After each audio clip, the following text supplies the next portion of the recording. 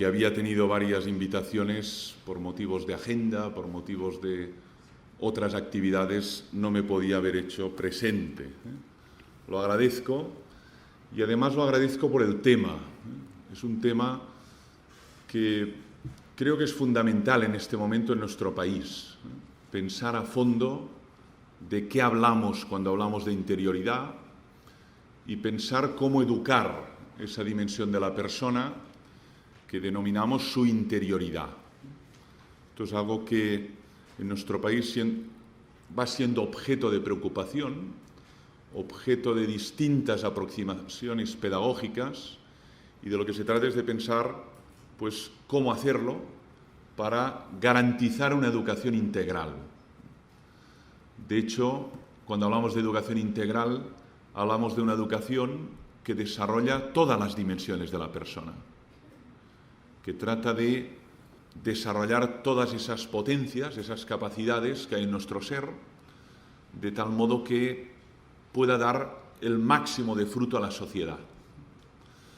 Voy a organizar la exposición, primero en una primera parte, que intentaré aclarar eso, de qué hablamos cuando hablamos de interioridad y de qué hablamos cuando hablamos de exterioridad. Esas dos dimensiones de la persona tan íntimamente unidas, tan conexas, tan indisociables, a pesar de que en el orden expositivo pues se trata primero de hablar de una y luego de otra. Y luego en un segundo momento trataré de desarrollar una propuesta de aproximación a la interioridad, que de hecho desarrollé en el libro que tan amablemente se ha citado, ¿Por qué Pierre Antón debería bajar del ciruelo?, donde proponía una vía, un camino para ahondar en la interioridad de cada uno de nosotros. Esas serán las dos partes que tengo imaginadas de desarrollar.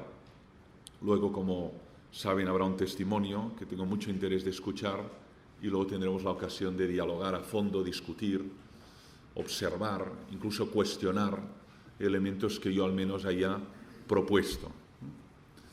Vayamos a la presentación de lo que es, primero, la exterioridad. A ver, esta terminología, exterioridad e interioridad, la hallamos en muchos filósofos a lo largo de la historia occidental. La hallamos, por ejemplo, ya en San Agustín, ¿no? San Agustín distingue el homo interior del homo exterior. La hallamos en Santa Teresa de Ávila, ¿no? Cuando habla del castillo interior del alma y de la exterioridad humana, eso que hay en el afuera, eso que hay en el adentro. Hallamos en autoras también del siglo XX y en autores, Teilhard de Chardin, la misma Edith Stein, aquí citada, ¿no? Habla de una dimensión exterior, de una dimensión interior, ¿no? Nuestra gran María Zambrano, filósofa, habla de el adentro y el afuera. Con esto quiero indicar que no es una nota o una afirmación simplemente actual, es algo que todos quienes han ahondado en la condición humana detectan esas dos dimensiones, ¿no? Una dimensión que denominamos la exterioridad y otra es la interioridad, íntimamente unidas, ¿no? ¿Qué sería la exterioridad? Se podría definir como esa dimensión tangible, visible, perceptible de cada uno de nosotros. Eso que yo percibo del otro, a través de los sentidos externos, audición, tacto, olfato. Hay una exterioridad que incluye una corporeidad, incluye una indumentaria, una voz, un olor, esa representación que se me acerca y me da la mano. Eso es la exterioridad, lo tangible del otro, lo que pesa, lo que se puede medir, cuantificar, lo que se puede medir, longitud, peso, eso es la exterioridad. No solo es la corporeidad, también la indumentaria forma parte de esa exterioridad e identifica a la persona, su rol, su función, su ubicación social. Eso es la exterioridad. Nosotros somos más que eso. Lo que pasa es que la exterioridad dice mucho de una persona. Cuando uno está atento a un rostro, a unas manos, a una mirada, de algún modo intuye o vislumbra lo que se oculta dentro de ella. De hecho, la mirada es como una ventana que pone en relación lo interior con lo exterior. Pero el cuerpo habla de nosotros. Una cosa es desarrollar una pedagogía de la exterioridad, que es fundamental también, que significa una sabiduría del cuerpo, cómo cuidarlo, cómo amarlo, cómo tratarlo con dignidad. En el Nuevo Testamento, el cuerpo es el santuario del espíritu. Y un santuario tiene que ser cuidado, porque lo que oculta, lo que atesora en sus adentros, es muy bello. Eso es la exterioridad. Y observamos también, aunque yo hablaré de la pedagogía de la interioridad, que aquí hay una gran labor a desarrollar, ¿no? El desarrollo que tiene que ver con la gestualidad, con la oralidad, con el dominio de ese cuerpo, con la alimentación o nutrición de ese cuerpo, con una educación de su dimensión sexuada, responsable, digna de la condición humana, no como un objeto, sino como una condición que va con el ser humano, ¿no? Eso es la exterioridad. Lo que pasa es que nosotros somos más que eso. De hecho, conocer la exterioridad de un ser humano indica algo, pero todavía no le conozco. Si yo conozco lo que pesa un ser humano, lo que mide, cómo de largo es su páncreas, cómo de largos son sus pulmones, su tráquea, no puedo decir en sentido estricto que le conozco. Puedo decir que conozco su corporeidad, su fisiología, su anatomía. Pero conocer a alguien es adentrarse, es asomarse a la interioridad. Y eso siempre es un camino enigmático. Pero de hecho, aunque conociera todos los centímetros, todos, de un cuerpo, podría decir que conozco al otro, si no sé lo que piensa, lo que desea, lo que cree, lo que recuerda, lo que ama. Es una corporeidad que se me acerca. En la antropología de raíz cristiana, la antropología de raíz cristiana es muy equilibrada, porque dice, tenemos que cuidar esa corporeidad. Los latinos hablaban de la cura corporis, el cuidado de la corporeidad, pero también de la cura anime, del cuidado del alma, ¿no? Sabemos cuidar la exterioridad, que comemos, cómo dormimos, hacemos ejercicio o no, cómo cuidamos el cuerpo del frío y del calor. Pero la pregunta es, ¿y cómo cuidamos el alma? ¿Cómo la alimentamos? ¿Qué nutrición tiene? ¿Cómo se alimenta esa vida interior? Para que ese cuerpo no sea una totalidad vacía o hueca. Por lo tanto, la exterioridad es eso. Nosotros somos más que lo que comemos. Ludwig Feuerbach tiene esta frase que alguna agencia de publicidad ha repetido, yo creo erróneamente: el ser humano es lo que come. No, somos más que lo que comemos. Somos más que lo que los otros ven. De hecho, lo esencial es imperceptible. Eso es la interioridad. ¿Cómo se puede definir? Esa dimensión intangible, no perceptible, pero que constituye lo esencial de mi persona. Eso que no se ve, que no se ausculta, que no se toca, pero que me define. Eso es la interioridad. Luego, la pregunta es, ¿y cómo me acerco a esa dimensión interior? Porque la exterioridad la veo, observas a la persona, la captas, pero la interioridad de entrada es oculta. ¿Cómo se entra en el castillo interior? Una cosa es estar, como dice Santa Teresa, en el muro del castillo y mirar lo que pasa afuera. Otra cosa es preguntarse, ¿y qué hay en el adentro del castillo? ¿Y cuál es el mapa? ¿Y cuál es la cartografía de las moradas? ¿Y cómo progresar de la morada que está más cercana al muro exterior hasta la última morada donde me encuentro con el maestro interior. Eso que San Agustín denomina Dios, el Magister Interior, ¿no? Que dice que enseña desde dentro. Está el Magister Exterior que enseña desde fuera, es lo que hacemos cada día en el aula, enseñar desde fuera, con palabras, con gestos, con productos audiovisuales tan extraordinarios como el que acabamos de ver. Pues luego está el maestro interior, que nos educa desde dentro. Exactamente lo dice así San Agustín en el De Magistro, ¿no? Lo difícil es hacer un buen mapa de la interioridad, precisamente porque es intangible. Y eso es lo que yo me propongo ahora, siguiendo algunos clásicos. De hecho, lo que observamos es que no hay una única cartografía de la interioridad. Si uno lee Castillo Interior, allí hay una propuesta de cómo somos por dentro y de la riqueza interior que hay en todo ser humano. Aunque muchas veces él mismo no se da cuenta del océano que hay dentro. Pero si uno lee El Castillo de Kafka, identifica otra descripción de la interioridad.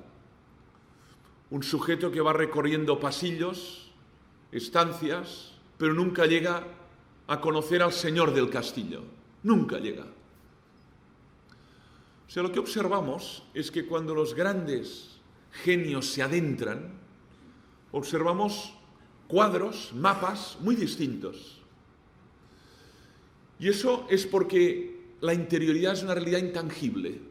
Cuando uno hace un mapa de Albacete, como hemos visto, pues aquí está la catedral, aquí está el ayuntamiento, uno se hace pronto una composición del lugar.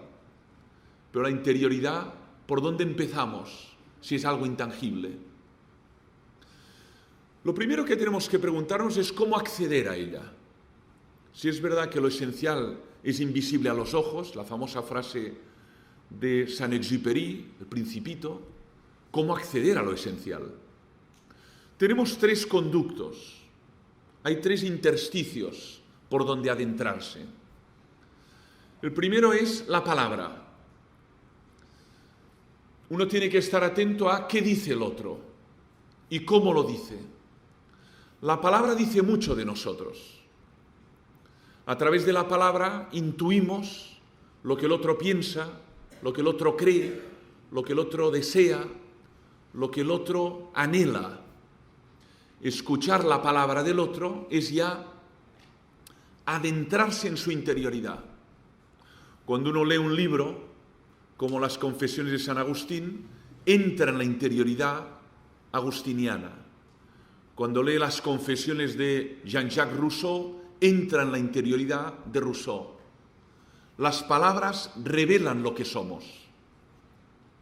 Cuando uno lee las palabras de Jesús en el Evangelio, entra en la vida íntima de Jesús, sus pensamientos, sus enseñanzas, lo que realmente quería de nosotros. La palabra es el primer conducto. No solo lo que decimos, cómo lo decimos. La palabra dice mucho del otro. ¿De qué habla el otro? ¿Y cómo habla de lo que habla? Los alumnos lo ven en nosotros. Estamos aquí muchos profesores de religión, catequistas. Ellos se dan cuenta si hablamos con convicción o hablamos simplemente por hablar. Se dan cuenta si esa palabra emerge de la profundidad o es una palabra leída u oída en alguna parte. Se dan cuenta si hablamos en primera persona del singular o hablamos de algo que otro o alguien piensa. Yo lo he observado en el aula. Cuando en el aula uno dice, Kant dijo, pues el alumno apunta. Pero cuando dices, yo, en primera persona, creo esto, el alumno presta atención. Ahora este señor habla en primera persona del singular. Ahora por primera vez se manifiesta lo que cree, lo que piensa, lo que siente. Están atentos. Lo que pasa es que muchas veces esta palabra nos resulta difícil y preferimos taparnos, escudarnos detrás de las palabras de otros. lo que dijo Kant o lo que dijo Nietzsche. Bueno, pero ¿usted cree en Dios? Esta es la pregunta. ¿Cuál es el sentido de su vida? ¿Para qué está en el mundo? Y cuando uno habla desde la primera persona del singular, se hace silencio. La palabra habla de la interioridad. Sin embargo, también tiene una dimensión de ambigüedad. También podemos engañar con las palabras, mentir, practicar ese deporte tan habitual entre la vida adulta que es la hipocresía. También lo podemos hacer. Aquello de Valle Inclán, divinas palabras, también lo podemos hacer. Hay palabras que revelan el fondo de nuestro ser, pero hay palabras que lo ocultan o que ocultan lo que somos. Lo pondré con un ejemplo muy prosaico. Llego a mi casa por la noche, me encuentro a mi esposa, me pregunta, ¿cómo te ha ido el día? Y le digo, muy bien, pero ella que me conoce, tanto por el tono de mi palabra, dirá, no te ha ido bien, estás hundido. Aunque hayas dicho que te ha ido bien, no te ha ido bien. Porque el modo como lo has dicho revela inautenticidad. Pero se requiere conocer al otro.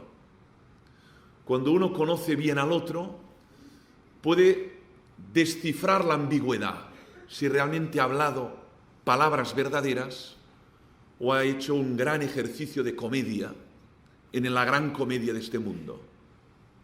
Hay actores que hablan de verdad y hay actores que hablan para agradar, para halagar, para seguir estando en el gran teatro del mundo. Por lo tanto, la palabra revela la interioridad, pero la palabra tiene un telo de ambigüedad. A mí lo que me fascina de Jesús es la autenticidad de sus palabras. No habla para gustar, no habla para divertir, no habla para ganar electorado. Dice lo que piensa y siente, a pesar de que eso pueda tener consecuencias trágicas para su persona. Yo creo que es una palabra que revela esa interioridad. Es el primer conducto. Lo que nos exige es estar muy atentos. ¿Cómo habla el otro? ¿De qué habla el otro? También revela la riqueza interior.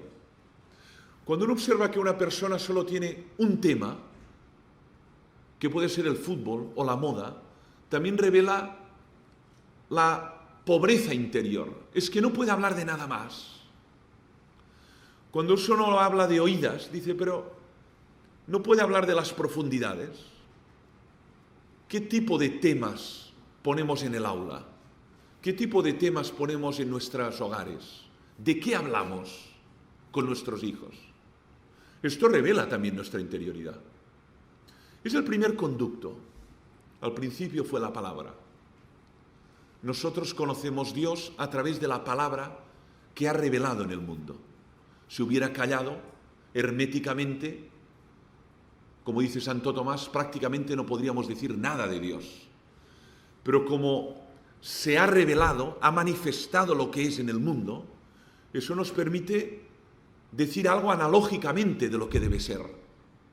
Siempre con la cautela, la humildad extraordinaria y partiendo de lo que Él ha dicho de sí mismo.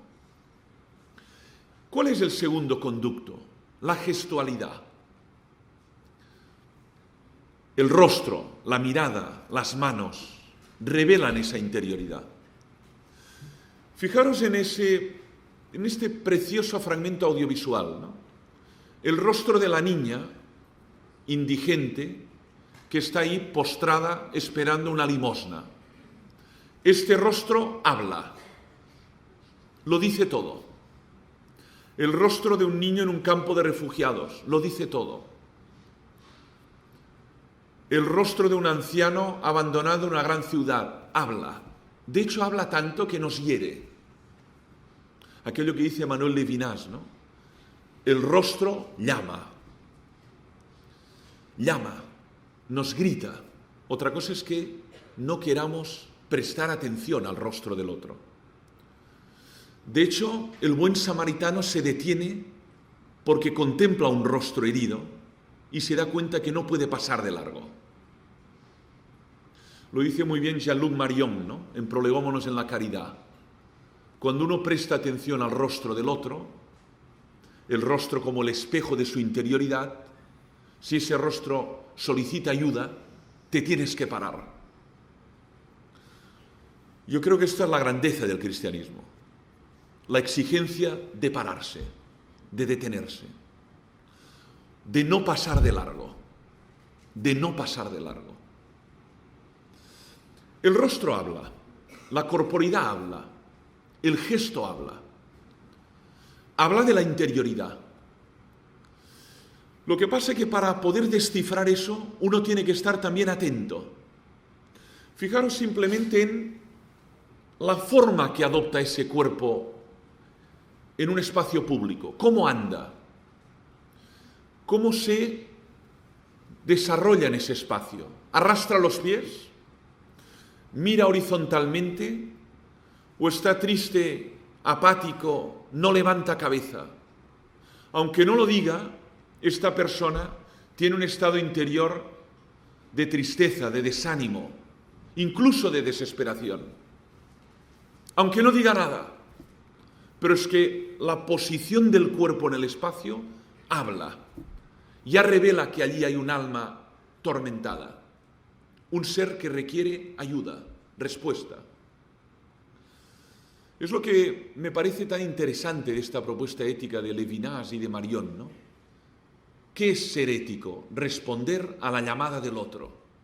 Pero para responder tengo que estar atento a sus palabras, a sus gestos. Por tanto, ¿cómo acceder a la interioridad de un alumno? ¿Estamos atentos a sus rostros, a sus gestos, a sus miradas? A veces dice mucho ya de lo que ocurre en su casa, de los problemas que tiene, de las angustias que sufre. Tenemos un tercer conducto, la obra de la persona, lo que hace, el texto que escribe, la obra de arte que compone, habla de su interioridad. Cuando uno contempla el Guernica de Picasso, o contempla el Grito de Munch, son obras, y por tanto son obras exteriores, pero revelan la interioridad del artista. Uno se adentra en el alma del artista a través de la obra. Cuando una profesora de primaria coge un dibujo de un niño en el que dibuja su familia, pero en esa familia la madre está con un móvil y el padre está ausente, que dibujan muchos dibujos así, los niños pequeños, ya está expresando una situación familiar a través de esa pequeña obra que es un dibujo.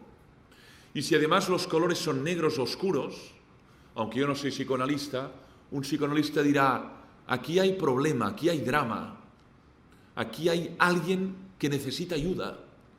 Y aunque no escriba, el dibujo revela esta necesidad, esa interioridad que requiere ayuda. La obra habla de nosotros. El mundo habla de Dios. Los cristianos no somos panteístas. Creemos en que el mundo es creatio Dei, creación de Dios.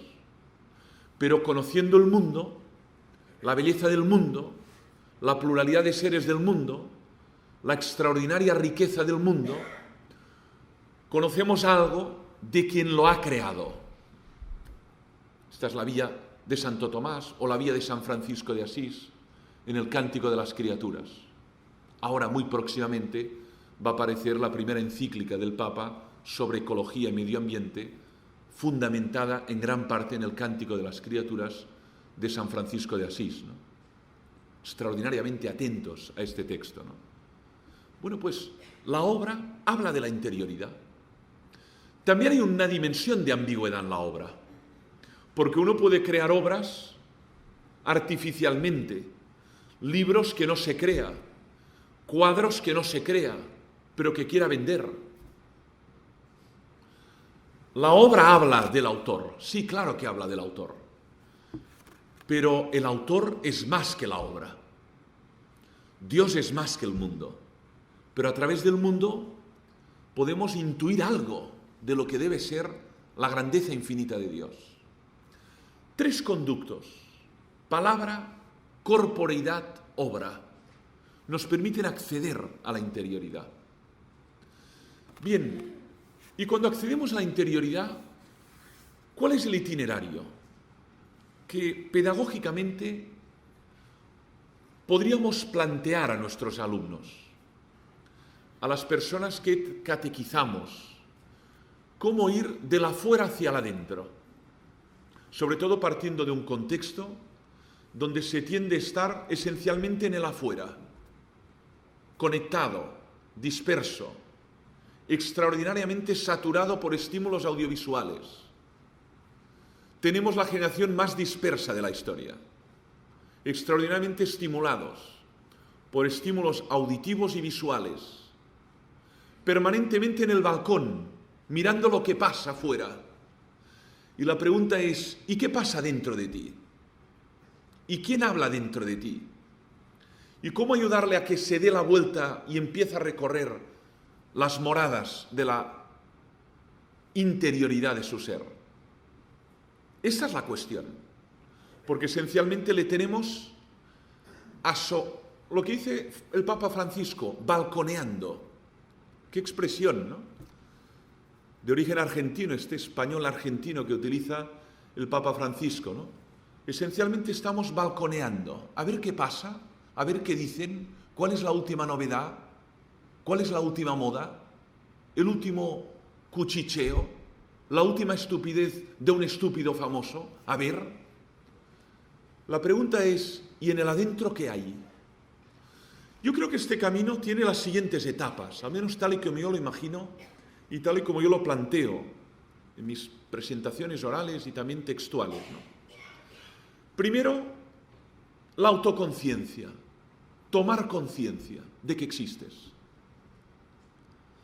de que tienes el don de existir, de que podrías no haber existido,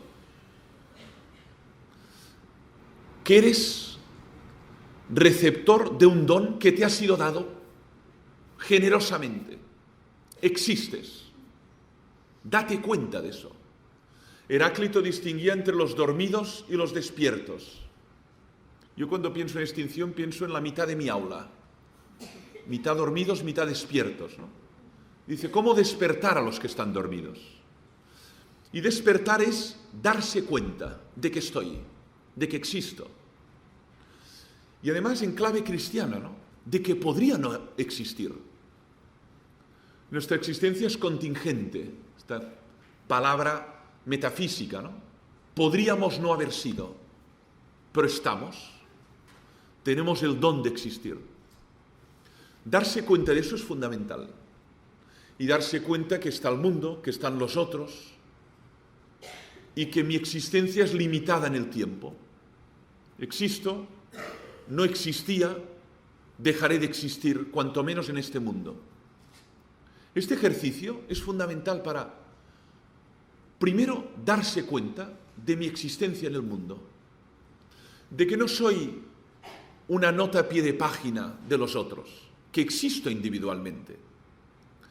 En la antropología raíz cristiana, cada ser humano es único e irrepetible.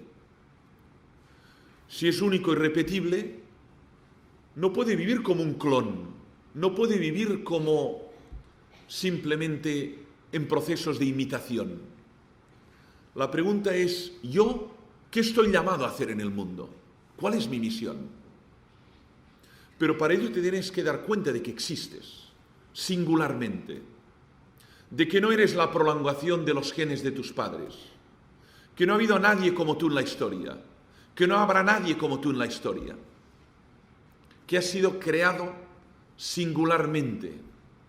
Esa es la cuestión, es el primer eslabón. El segundo eslabón es el autoconocimiento. Date cuenta de que existes, pero ahora intenta conocer quién eres, tanto exteriormente como interiormente. Mi corporeidad, mis limitaciones físicas, mis capacidades físicas, mis capacidades intelectuales, mis limitaciones intelectuales. ¿Cuántas personas llegan al final de su proceso educativo con un terrible desconocimiento de sí mismas? Lo decía ya Santa Teresa de Ávila en uno de sus textos, ¿no? Dice: ¿cómo nos ignoramos nosotras a nosotras mismas? Qué poco conocimiento tenemos de lo que somos. Por tanto, aquí se trata de cumplir el precepto socrático, el conócete a ti mismo. Yo creo que en muchos ámbitos educativos la preocupación es el conocimiento de la exterioridad, el mundo, las piedras, los animales, los autores, la historia. Y eso es esencial. Si no conozco el mundo, ¿cómo me voy a instalar en él? ¿Y cómo me voy a adaptar en él y a transformarlo? Pero si no me conozco a mí mismo, ¿cómo voy a desarrollar buenas elecciones, buenas decisiones?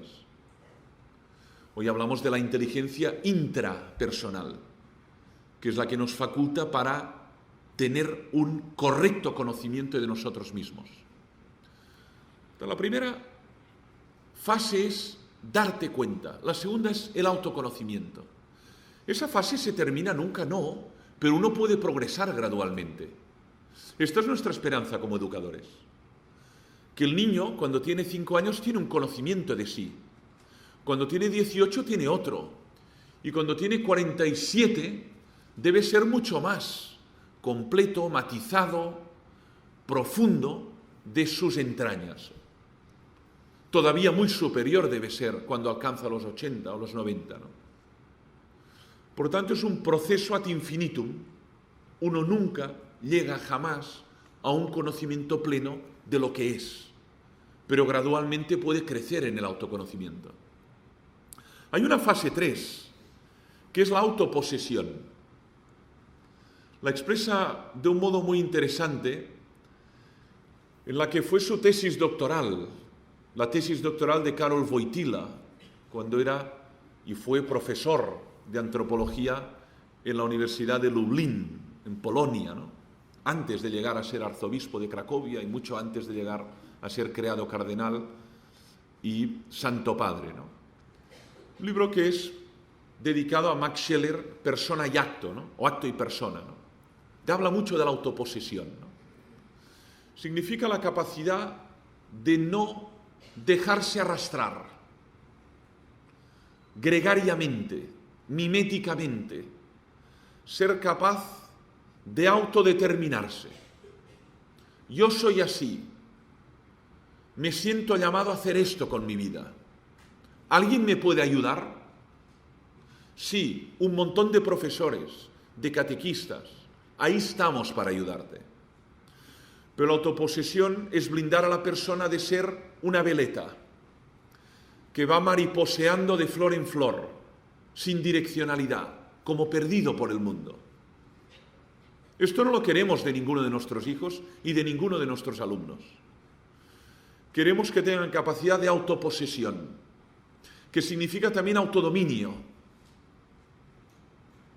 y significa también capacidad de autocontrol emocional. Un ejercicio de autocontrol emocional, de dominio de las emociones, de dominio de las pasiones, de ser capaz de no ser arrastrado por el grupo, algo muy difícil en la vida adolescente, en la vida juvenil, también en la vida adulta, pero absolutamente necesario para que haya vocación singular, proyecto vital. Si uno se amedrenta porque el otro o los otros tienen otros estilos de vida, es muy difícil que uno sea constante y persistente en su vocación. Me lo comentaba un seminarista, precisamente el jueves, día de San José, ¿no?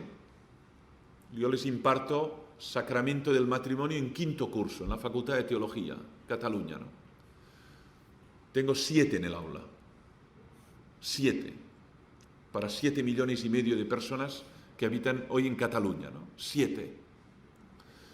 Y digo, cuéntame tu historia, abogado ya. Dice, no puedes imaginar lo que ha representado para mí finalmente estar en un aula de un seminario.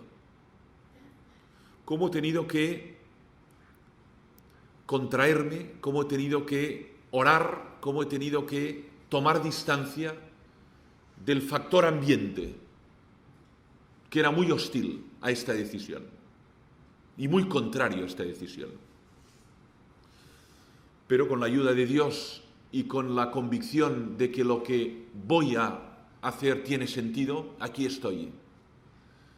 Esto es autoposesión, ¿no? Es el que persiste en su itinerario vital a pesar de ser el único en toda su generación, ¿no? Pero ahí estoy.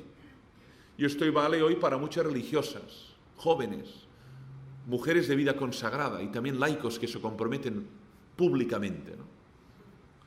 Es muy difícil, como decía Benedicto XVI, asumir plenamente la condición de minoría creativa. Muy difícil. Pero mucho más si no hay capacidad de autoposesión. Esta sería la fase 3, ¿no? El poseerse. Luego la fase 4 es el autodeterminarse. Esto requiere la identificación del fin, del para qué. Esta pregunta está muy ausente en los procesos educativos. ¿Para qué vives? Fíjense, la pregunta del cómo ha eclipsado la pregunta del para qué. ¿Cómo voy a vivir? O más bien, ¿de qué voy a vivir? Que es una pregunta legítima. Yo tengo 5 hijos. Esta pregunta es absolutamente legítima. ¿De qué vas a vivir, desgraciado? Pero otra pregunta es, ¿para qué vas a vivir? ¿Qué sentido vas a dar a tu vida? A esta vida que te ha sido dada, que no elegiste, que no mereces, que te ha sido regalada por Dios. ¿Qué vas a hacer con ella? Pregúntatelo ya. Ya tienes 18 años, ya tienes 16. Eso que antes se denominaba el discernimiento vocacional, tipo de lenguaje ignaciano que en los ámbitos educativos formales está muy ausente. Bueno, igual lo podemos traducir en otro lenguaje. Podemos hablar de proyecto vital. Podemos hablar de horizonte vital. Pero en cualquier caso es autodeterminarse. ¿Hacia dónde vas? El sentido. Eso precisamente es lo que le ocurre a Pierre Anton, que se sube a las ramas de un ciruelo porque llega a la conclusión que no merece la pena vivir. Y es un adolescente. Y ahora voy a limitarme a hacer el papel de espectador, hasta que nadie me persuada de que merece la pena descender del ciruelo y luchar por algo. Pero si nadie me persuade, ni nadie me persuade de ello, aquí me quedo, contemplando el mundo, como aquel estilita clásico, ¿no?, que se subió a una columna. Y entonces los niños, además Pierre Anton es el más inteligente del aula, los compañeros del aula, atónitos, le preguntan desde abajo, bueno, a ver, pero hay cosas para las que vivir, proyectos, ideales, pero él va descartando uno y otro. A mí me generó tanto impacto eso, que es cuando precisamente me vi llamado a escribir eso, ¿no? ¿Por qué Pierre Anton debería bajar del ciruelo? ¿Qué razones podemos dar? Cuando tenemos a alguien apático, desencantado, completamente hastiado del mundo. Alguien dirá, bueno, esto es un caso excepcional. No, cuidado, no. Este estado de ánimo se contempla a veces en los claustros, a veces en los jóvenes universitarios y a veces ya también en los adolescentes, ¿no? Va total, no va a cambiar nada, no hay nada que hacer. Cuando me parece que lo más esencial es precisamente transformar la frase. Todo está por hacer. Pero tú puedes contribuir a ello. Ahora, si estás arriba de un árbol tirando piedras a tus amigos o ciruelas, así no contribuyes para nada al mundo. Fijaros a lo que nos exhorta el Papa Francisco. Dice, no podemos ser espectadores pasivos del mundo. Dice, tenemos que ser actores responsables del mundo. Ahora cada cual debe determinar qué va a aportar en el mundo. Pues unos aportan arte, fantástico. Otros aportan consuelo, fantástico. Otros aportan curación, fantástico. Otros dan que pensar y otros hacen reír. también necesitamos personas que nos hagan reír. La cuestión es, ¿tú qué quieres hacer? O para decirlo en un sentido más cristiano, ¿qué te sientes llamado a hacer? El discernimiento. Esta es la fase 4, ¿no? El autodeterminarse. Luego hay la fase 5, que es el autogobierno. He determinado el fin, me siento llamado a educar, quiero dedicar mi vida a educar, pero para ello tengo que formarme, tengo que ponerme cerca de los que saben, tengo que separar y renunciar a otros proyectos. Hoy estamos en un tipo de sociedad que hay una intolerancia a la renuncia. Lo quiero todo y ahora. Y sin embargo, todo no puede ser y ahora tampoco. Fíjense, intolerancia a la renuncia, intolerancia a la espera, intolerancia a la frustración. No estoy dispuesto a esperar, lo quiero ahora. Cuando la vida lo que nos enseña a los adultos es que tenemos que esperar. Y que madurar es esperar.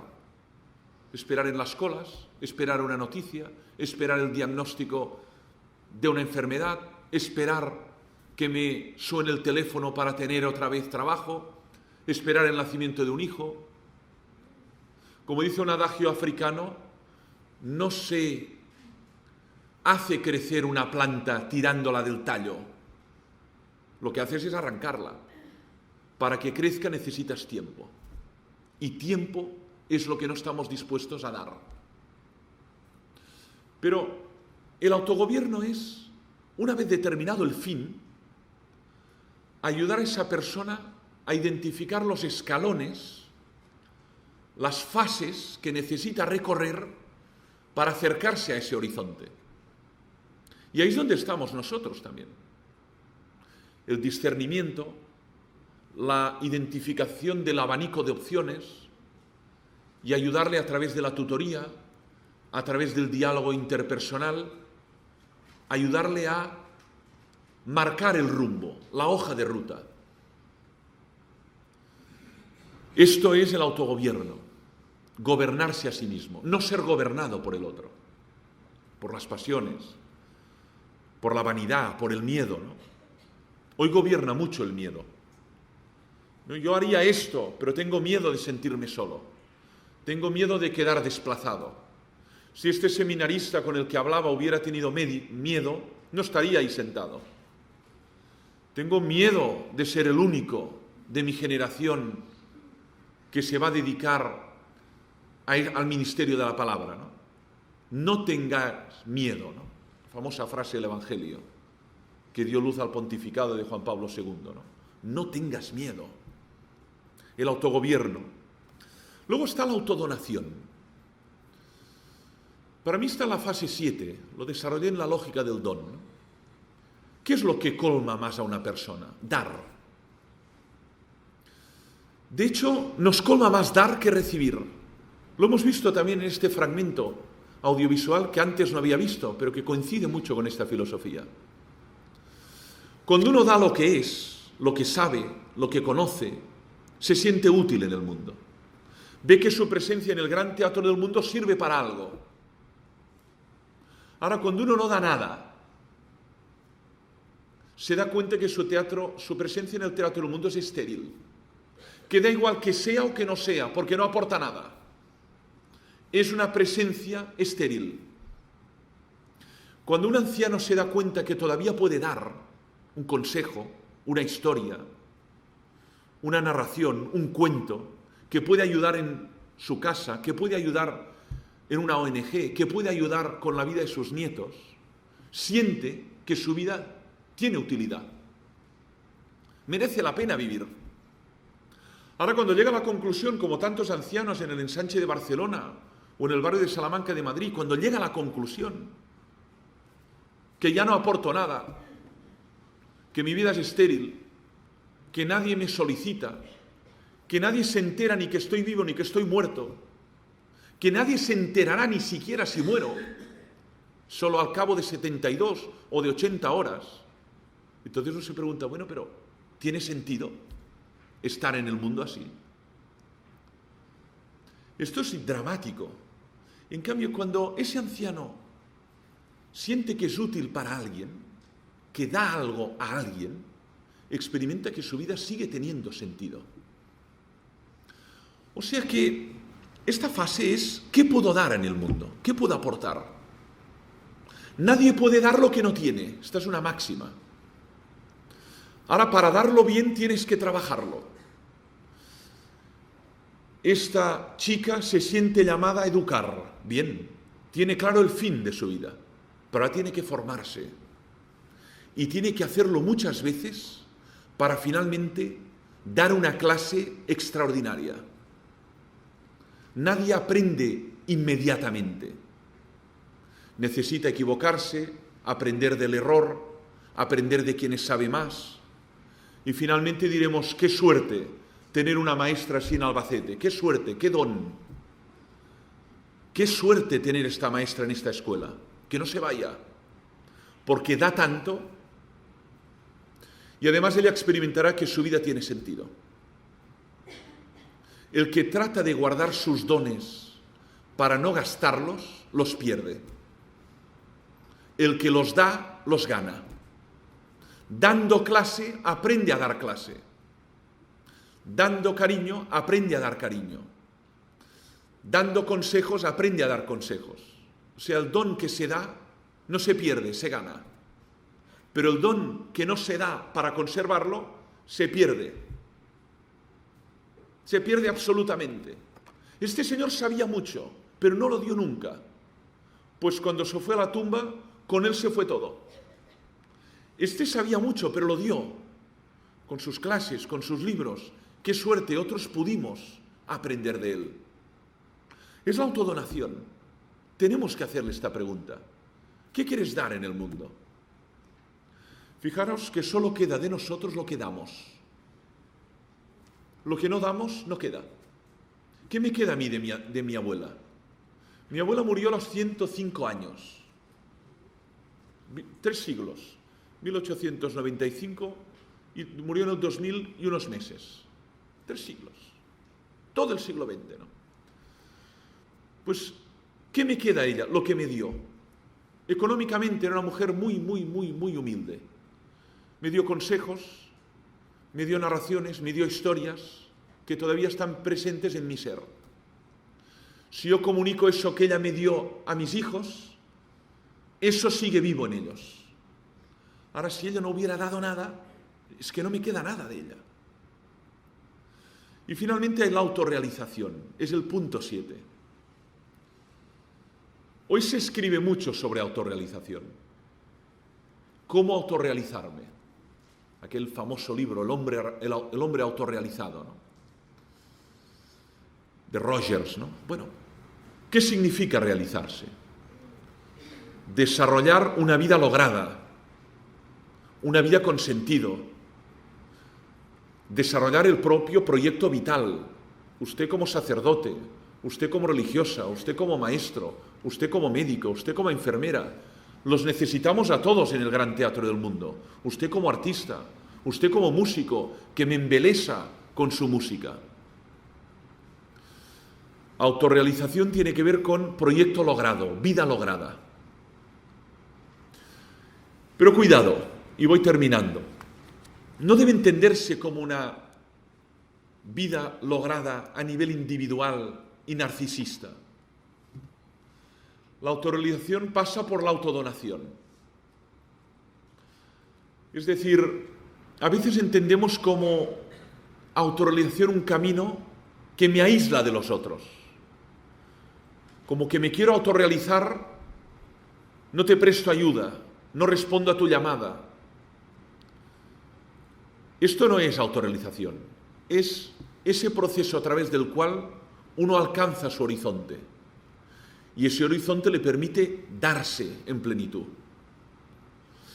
Y esto requiere de todo un proceso de autoexploración de los propios talentos. Fijaros en el Evangelio, esta misma palabra, ¿no? Talento.